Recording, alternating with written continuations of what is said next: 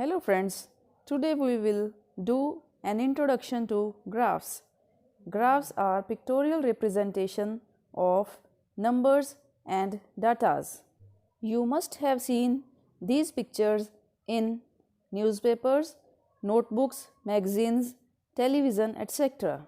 The graphs can be circular or the shapes of bars, long bars standing horizontally or maybe vertical, but they are parallel to each other. Graphs make the study of data quite easy and interesting. There are many types of graphs. In today's video, we will do just an introduction to these various types of graphs, and next time we will do the sums based on these types. The main types of graphs are bar graph, double bar graph, pie chart, polygon and line graph. Let us discuss them one by one. The first one is bar graph. These are horizontal or vertical parallel bars or rectangular bars that are very much helpful in comparing the values, the maximum values, minimum values, equal values of the data. Let us see and understand this concept of bar graphs with the help of an example. In the present example, the marks of a student are given for the three terms, first term, second term and third term. We are writing the terms along the x-axis and the marks obtained along the y-axis. Here we can easily see that the first term has 25 marks and the student scored 30 marks in second term and 45 marks in third term. Therefore, we can clearly say that in the third term the marks obtained are maximum, whereas the first term has minimum marks. Means there is an improvement in the marks of the student. So, with the help of bar graph, we can compare the data, and it is quite an easy method to understand and analyze the given data.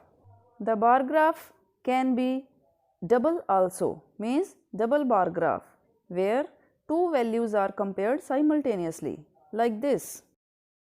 Double bar graph is also made by the same pattern as simple bar graph. Now we will do the sum of double bar graph and understand it. Here two colors are given, green and pink. Green color represents Monday, pink Tuesday, and along the x-axis some fruits are given. Their sale is given on these 2 days, and y-axis shows the number of fruits sold. We talk about mangoes.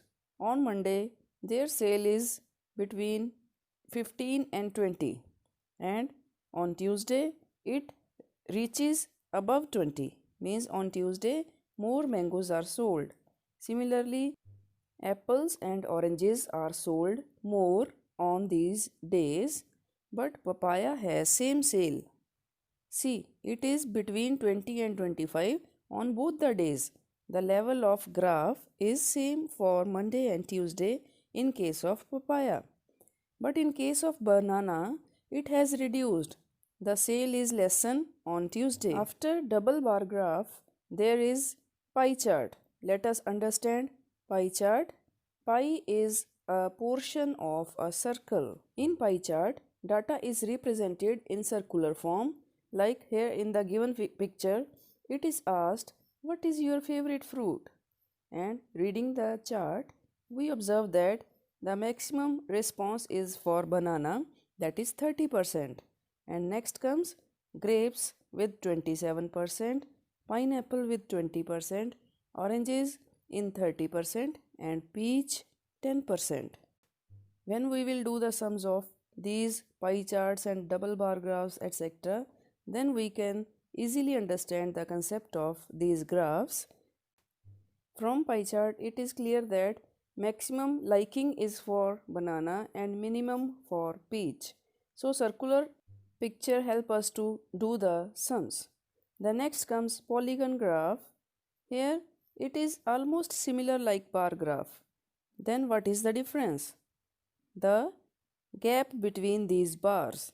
See here, all the bars are attached to each other. There is no gap.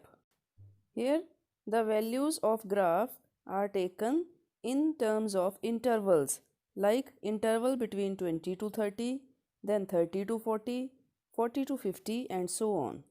And reading this polygon graph, we see that between 20 to 30, there are 3 items, 3 number of students, and between 30 to 40, 4 number of students, and so on. Also, we can say that maximum number of students that have the marks between 60 and 70. The marks are lying between 60 and 70 for 12 number of students, and minimum number of students, that is 2. It is for the marks that lie between 90 and 100. Here, no specific marks are discussed, only the intervals are there, means between 40 to 50, 50 to 60, and so on. In this way, polygon graph is the interval graph. One more thing, look at the x-axis. It is having some curves in the beginning of the x-axis. This zigzag line before 20 shows that we are not writing the interval 0 to 10. We have directly gone up to 20. So it is a shortcut line. Again, taking one more example. In this bar graph, the weight of people are discussed.